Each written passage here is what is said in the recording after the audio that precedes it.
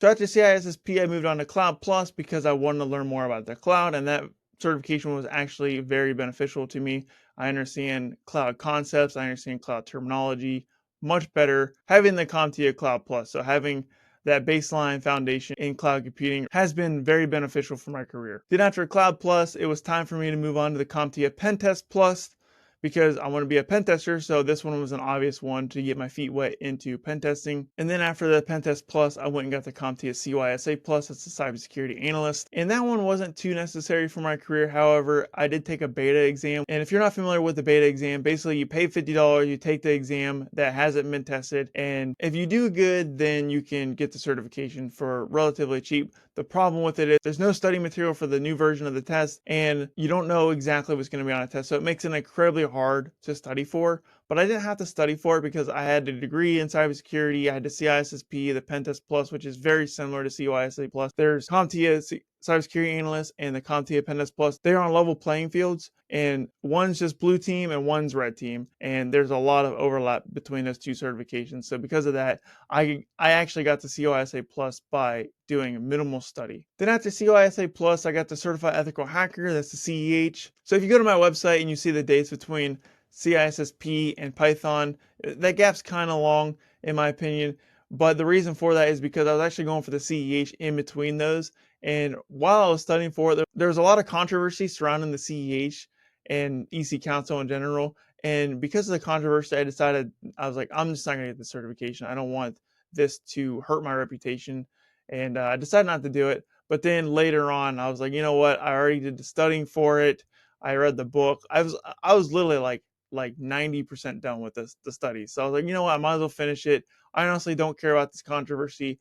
I just want to learn terminology and definitions, which is what the CEH really was for. It doesn't teach you how to be a hacker. It kind of teaches you how to think like a hacker a little bit, but it really introduces you to terminology and definitions, which is what that certification is good for. If you're wondering, I don't really recommend it. I'm not going to get into it too much, but that certification is a bit overpriced.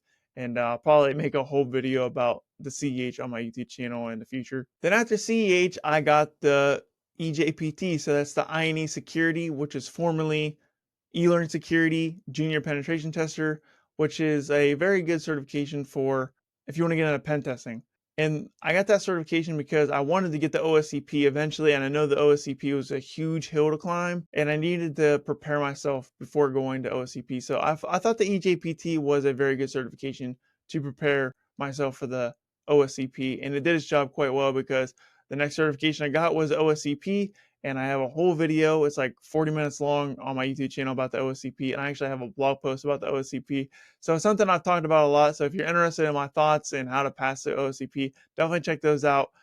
But I really love the OSCP. It gets a lot of hate and a lot of flack for various reasons, but I highly recommend it. The OSCP changed my life.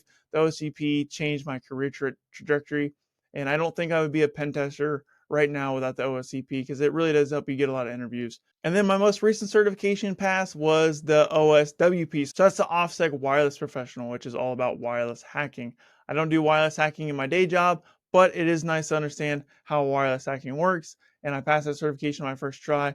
And that certification was a fun one to do. And I'm going to make a video about that one in the coming weeks. So stay tuned for that. So that's all my background. So like I said, I spent 6 years in the Air Force doing client system technician work, network operations work, and they actually changed the title to cyber defense operations. Even though they changed the title, my job really didn't change. So even though it was cyber defense operation, it was still more of an IT type role.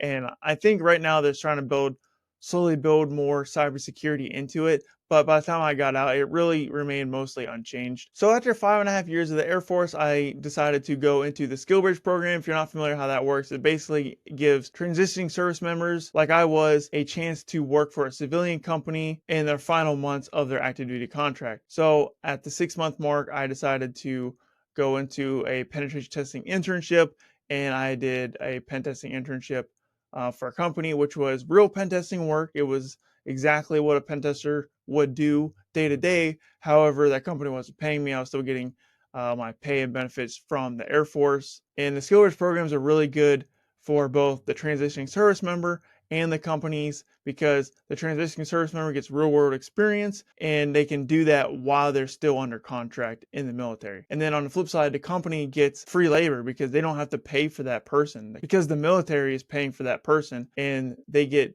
I don't want to call it free labor, but it's cheap labor at best, and it's a really good opportunity for the company to try transitioning service members out in their company before they commit to them full time. And unfortunately, I didn't strike a deal with my SkillBridge company. It wasn't a good fit for me, so I decided to look for other opportunities, and that is how I got my current position that I am in today. So I'm a full-time penetration tester at my current company. So yeah, that's my career in a nutshell. If you have any questions, you can always hit me up on the internet if you want.